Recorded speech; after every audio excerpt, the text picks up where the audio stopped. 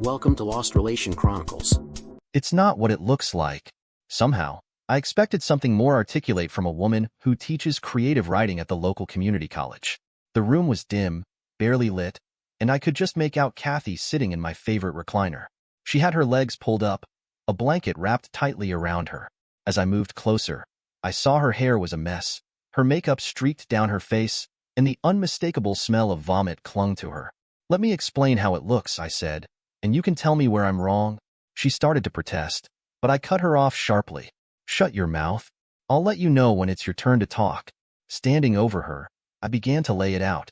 It looks like I was walking through customs with my crew when two men in suits flashed their badges and told me to follow them. They introduced themselves as detectives from the Chicago Police Department and led me into an Immigration and Naturalization Service interrogation room. I paced as I spoke, trying to keep my anger in check. The older one followed me inside, closed the door. The room was bare, except for a single chair. He told me to sit, then asked, "Where were you at noon today?" Through the small gap in the curtains, I could see the younger detective grilling my crew. I looked at him like he was an idiot. "You do realize I'm an airplane captain and just landed from Frankfurt. That's in Germany, not the suburb out by Joliet. Since I've flown through half a dozen time zones today, I'll assume you mean Chicago time. In that case, I was piloting a Boeing 747-200 at 35,000 feet over the Atlantic Ocean. We were cruising at Mach 0.84. Here's my logbook if you want to verify that." I opened my case and offered it to him. He didn't look. "So," I continued, "I had a crew of 14 as well as 416 passengers who can vouch for me. Now what exactly is this all about?" The younger agent walked in and announced, "They all agree. He was flying the airplane." It was amazing how quickly their attitudes changed when they realized how foolish they looked. "Well, Captain, I'm sorry to have inconvenienced you, but we are following up on a murder." "Murder? No died on my plane," I protested. "No, sir, earlier today. Back here in Chicago. Since I've been in Europe for the last couple of days, I think I have a pretty good alibi." "Yes, sir." "Then who said I killed someone?" "Your wife did." "What?" I screamed. My reaction was genuine, as Angelo's friend was only supposed to beat the crap out of the bastard, break his nose, his jaw too, not kill him. "What?" "My wife said what?" "Who did my wife say I killed?" "Wait a minute. This is a joke, right?" "This is no joke. I'm sorry to have to tell you this, but she said you murdered her paramour." I jumped out of the chair and got in his face. "Paramour? You mean like a lover?" He didn't back up an inch. "Yes, sir. This isn't funny. My wife is faithful. She would never cheat on me." "You've got the wrong man." I was rambling 100 miles an hour. "That's it. You must have me confused with someone else." "I'm sorry, Captain, but your wife said she was certain you did it. She said you beat him to death in your driveway with a baseball bat." "How?" "I was on an airplane." "She knew that." "She knows I was in Germany." "Explain that to me." "I'm sorry, but she said she thought you traded your trip when you found out she was having an affair." "Stop saying that," I screamed. "My wife is not having an affair. She would never betray our wedding vows." The detectives stared at me with blank looks. I guess they had seen too much death to show compassion. I dropped back into the chair and started sobbing. "For what it's worth, it looks like your wife got played by a Lothario. The bastard preyed on women whose husbands spent a lot of time out of town. It's probably no consolation, but we've got 3 other cuck husbands to interview." Hearing it said out loud by a cold, unemotional voice made my heart feel like it was being ripped from my chest. I doubled over in agony. One of the detectives placed his hand on my back and asked, "Captain, is there anyone I call for you?" "I want to talk to my wife." I pounded my fists in the air. "I don't think that's too good of an idea until you cool down." The older detective whispered something into his partner's ear, then stepped out of the room. When he returned, he apologized and said they had to get going. "Wait, before you leave. Who was he?" The older detective took out a well-worn notebook from his jacket pocket and thumbed through it. "One Michael Wakeman, 30 years of age. He was the same age as our son. If I can ask one more question, did he die fast, or did he suffer?" A sadistic smile swept across his face. His assailant lured him outside by starting his brand-new Corvette convertible on fire. Wakeman ran out your side door in his skivvies. The first swing of the baseball bat caught him across the chest. The me said it broke several ribs. The next broke his back. The assailant then rolled him over and kicked him several times in the groin. Just before the car exploded, he delivered the fatal blow to his skull. The paramedic said he was still moaning and spewing blood out his ears and mouth when they got there. He lingered a couple of minutes before his heart gave out. "So yeah, he didn't die peacefully at all. I tried not to make my smile too obvious. I should probably warn you your wife might not be there when you get home. It was damaged when Wakeman's car exploded. All the windows on that side blew out, and there was some fire damage. Part of me wanted to scream for joy. Instead, I buried my face in my hands and started wailing. The reality hit me, and I stayed in that room, unable to move until someone from Ines knocked on the door and said they needed the room. Somehow I managed to find my car and drive home, or what's left of it. So now you tell me, what's not like it looks? 1 month earlier, a quiet suburb just west of Chicago. In the late 1960s, there was a TV show named Bewitched. One of its quirky characters was Gladys Kravitz, a neighborhood busybody who was frequently shown peeking through the curtains at the Stevens home. In my neighborhood, the role of Gladys is played by Angelo D'Agostino, an elderly widow who lives directly across the street from my house. Since Marie, his wife of 52 years, died last autumn, Angelo spends his time keeping track of comings and goings. On nice days, he sits on his front porch shouting hellos to passers-by. When the weather is bad, he sits in his bay window and waves. Today was July 15th, and the weather was perfect. Angelo kept watch wearing an old luau shirt, a pair of black shorts, and black knee-high socks. Most people, my wife especially, avoided him like the plague because he would talk your ear off. Since I was gone for extended trips several times a month, I appreciated Angelo keeping an eye on my house. He was always waiting for me to return home and filled me in on the local gossip. I would usually give him an inexpensive present for my trip, German chocolates and coffee being very well received. He stood up as I pulled in my driveway and waved for me to come over. He looked eager to share some bit of gossip, so I left my bags in the trunk and crossed the street. That friend of yours sure has a beautiful Corvette. Friend? What friend? The one who parked in your driveway yesterday. I would have thought Kathy would have told you because she invited him in. He showed up at 12 sharp and stayed for exactly 3 hours. What did this friend look like? Good-looking, playboy type with fancy mirrored sunglasses. Nicely dressed, khaki pants, and a polo shirt. I tried to think who it could be. I was a Porsche fan and had argued the merits of the two sports cars many times and was sure another pilot wanted to take me for a ride. But who? And why would he have stayed so long? And why hadn't Kathy mentioned anything about it when we talked? I guess the mystery driver wanted to surprise me with his fiberglass toy, and he asked her not to say anything. I was in our bedroom unpacking my bags when Kathy got home from shopping. She bounded up the stairs and threw her arms around me, almost knocking me off my feet.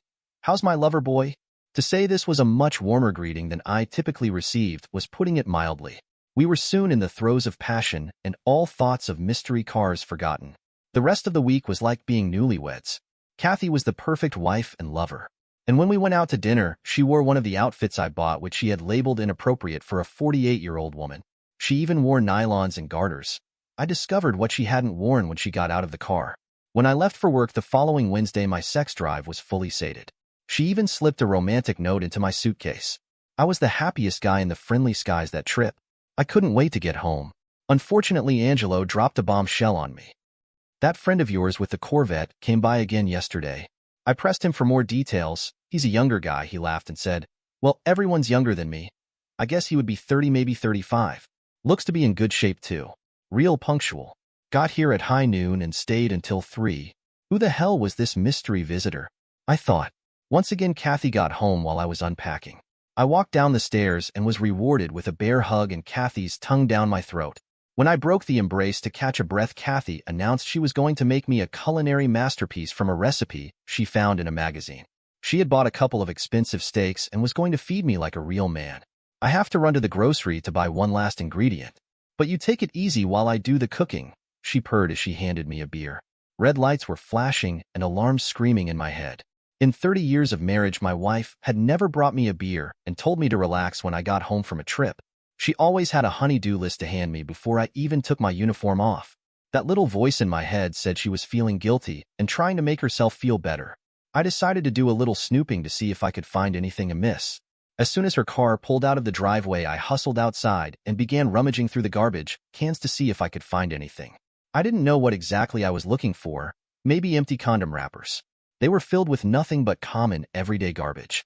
I went back to our room and began carefully looking through her lingerie drawers. Kathy had never given me even the slightest reason to doubt her fidelity, so I felt guilty snooping through her underwear. Nothing. I checked the nightstand. Just the same crap that's been in there for years. Next, I opened the hamper in Kathy's bathroom. It was empty. Then I noticed the bed linens were freshly laundered. I found this odd since they had been changed the morning I left. But I would need a lot more than clean sheets to confront her. I spent a few minutes looking through all of her shoe boxes. Damn, that woman has a lot of shoes, also without success. I looked through her closet, but didn't notice anything new. Everything looked normal. I had to cut my investigation short when I heard the door open. "Where's my jet driver?" she called out.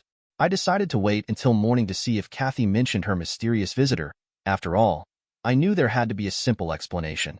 I was glad I waited because she was a vixen in bed that night. Over breakfast, I tried to give her several openings without being too obvious, but she never said boo.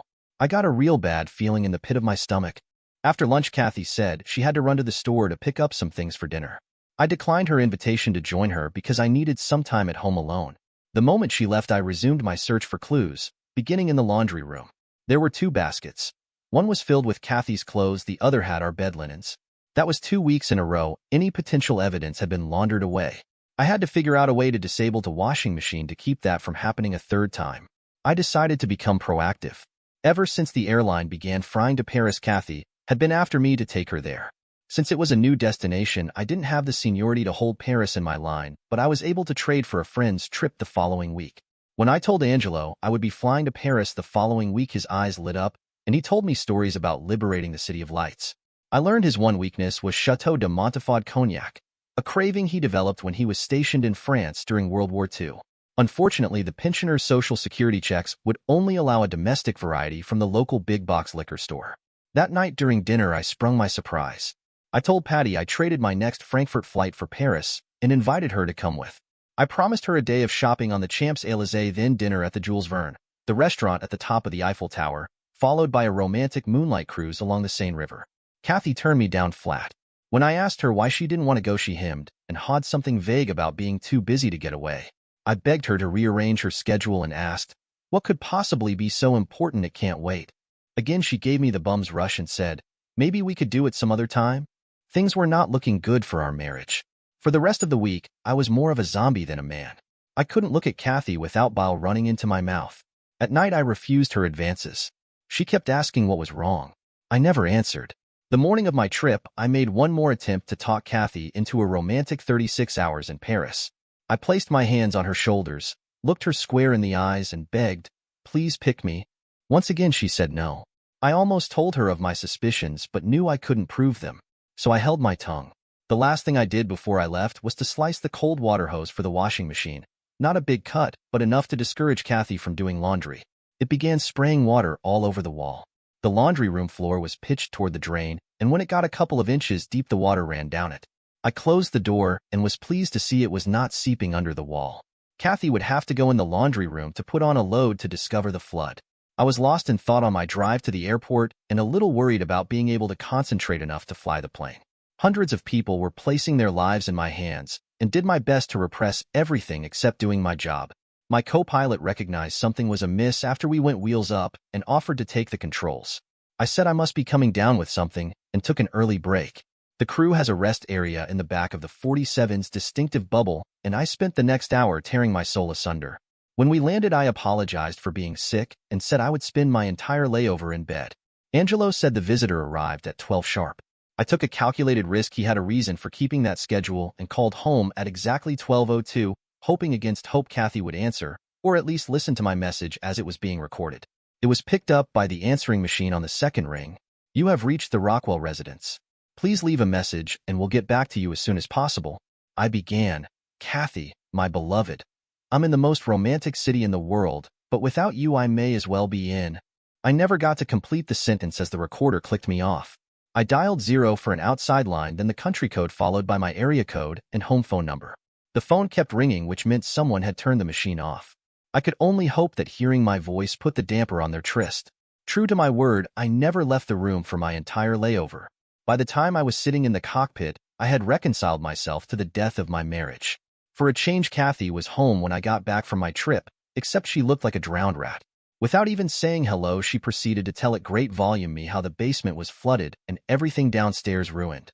She got very upset when I told her I would look at the basement after I changed out of my uniform. I have to admit I was curious why the water didn't go down the drain. I put on a pair of cut-offs and t-shirt, then went out to the garage to get my boots. The first thing I noticed was a laundry basket on top of the table. I could see our sheets along with a pair of Kathy's panties on top. I discreetly slipped them in my pocket.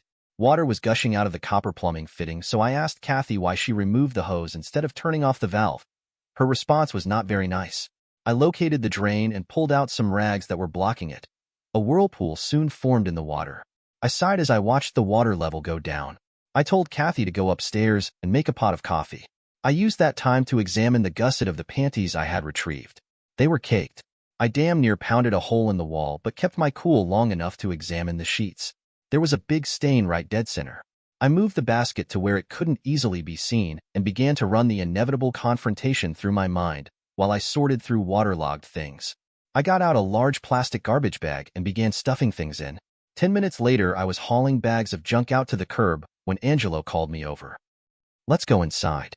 We need to talk." This was the first time I had ever been invited into his house. He bade me to take a seat. "Captain." Angelo always called me Captain. "I have known you since the day you were born. Your parents were closer to me than most of my family." He held his hands in a tight embrace. "I don't know any easy way to tell you this, but your bride has been unfaithful. When the man with the red Corvette came by yesterday, I snuck across the street and peeped through your living room window. I am sorry to tell you, but they were kissing as they undressed each other. I watched until they ran upstairs. My worst fears had been confirmed. It pains me deeply to see how she has disrespected you. My friend, I will try to put this as delicately as possible. A betrayal such as this cannot go unpunished. I have, shall we say, connections to a group of individuals who operate outside of the law. Several of these individuals owe me favors from when we were in business together many years ago. My friend, all you need do is say the word, and this worm will never bother your bride again. I swear on my grandchildren's eyes not one finger will be laid on her, but she will learn her lesson." I remembered mumbling something like, "Thank you, but I'm afraid it's too late." Angelo took my hands in his and said, "But it's not too late to keep her from hurting you again." I turned and nodded my head. "Do it." We spent a few minutes discussing my schedule, so I would not be anywhere nearby when justice was served. I was in a daze as I walked back to my house. Later that evening, I remembered the fabled bottle of cognac was still in my car. I was still pretty rattled about our earlier conversation and had been debating nonstop whether he was serious. I left the box on Angelo's stoop, rang his doorbell, then hustled back to my house so I wouldn't have to talk to him again. It was dark when I rounded the last curve before my house. Traffic was stopped by a police car blocking the road. The officer walked over and said, "Sorry, sir, but only residents are being allowed in." I pulled out my wallet and handed the officer my driver's license. He looked at the address, then the name. His face changed to an awkward, embarrassed look. "I'm sorry, Mr. Rockwell." I could see people standing on their front lawns pointing at me as I drove by. A few waved. There were a couple of large trucks from TV stations parked on the street and the remains of a burned-out Corvette in my driveway, so I had to park a couple of doors away. As I got closer, one of the reporters spotted my uniform, and I was soon the center of attention with a dozen questions shouted at the same time. The loudest kept screaming, "Did you kill him?" I held up my hand and began to speak. Flashbulbs blinded me for a moment. Earlier today, I was informed by the Chicago Police Department that my wife of 30 years was having an affair and her lover had been murdered in my driveway. This took place while I was flying an airplane over the Atlantic Ocean. So, no, I did not kill him. But I would like to thank whoever rid society of that piece of human garbage. I had been rehearsing that line all the way home and was hoping I would get a chance to use it. A police officer shouted, "Let him through." I thanked him and walked through the pack, pausing for a minute to survey the damage. I thought it made a good photo opportunity. All of the windows were boarded up and my garage was a burned-out shell. Thankfully, the solid brick walls kept the fire from spreading to the interior of the house. I opened the door and stepped inside. "So now you tell me, what's not like it looks?" Kathy wiped her face with her sleeve. "She looked like shit. It wasn't supposed to be like this." "No kidding," I shouted. "It was supposed to be you and me against the world." I dropped to my knees sobbing. "You destroyed us. You destroyed our family, our life together. You destroyed everything." Kathy didn't answer, but I could hear her fighting for air. Her breathing sounded like an asthmatic who needed his inhaler. Why? Why? Why? I buried my face in my hands and tried to catch my breath. Kathy began to spew apologies, swearing she loved me. "I don't know why. You're the only man I ever loved. I am so sorry I hurt you. I wanted to hurt my wife as bad as she hurt me. Did you know your sex buddy was married and his wife is 9 months pregnant?" Their baby will grow up without a father because of you. Oh God, no. She screamed. Did you know you weren't the only woman he was screwing? The detectives said they had several other husbands that were suspects. You were just another free hooker to him. She moaned a woeful sound like I never heard a human make. I swear I was going to break up with him today. It was over. I felt so guilty over ruining Paris. I told her to shut her lying mouth. You felt guilty because you didn't go to Paris. You should have felt guilty for being a hooker. And when exactly were you going to break up? After you had sex with him? I know the police found him in his underwear, so don't lie to me. Kathy began to moan. I'm so sorry. Please forgive me. Please. I had the funniest thought. If you really had felt guilty over ruining Paris, you would have broken it off before you let that maggot into our house for a farewell sex. If you had done that, he would have been killed at someone else's house, and you would have gotten off scot-free because I never suspected anything. I would have gone on as the blissful idiot thinking my wife was faithful. Well, you filthy 304. How many other men have you screwed during our marriage that you got away with? I swear to God he's the only one ever. Why should I believe you? Kathy clutched her stomach and doubled over as if she was going to puke. I never thought I would say this, but my mother was right about you. She hated you from the first moment she met you. You remember that day? It was 3 months after our prom, and you came by to tell me you missed your period. Mom said you did it on purpose to trap me. But even though she had nothing but contempt for you, she opened her house to us.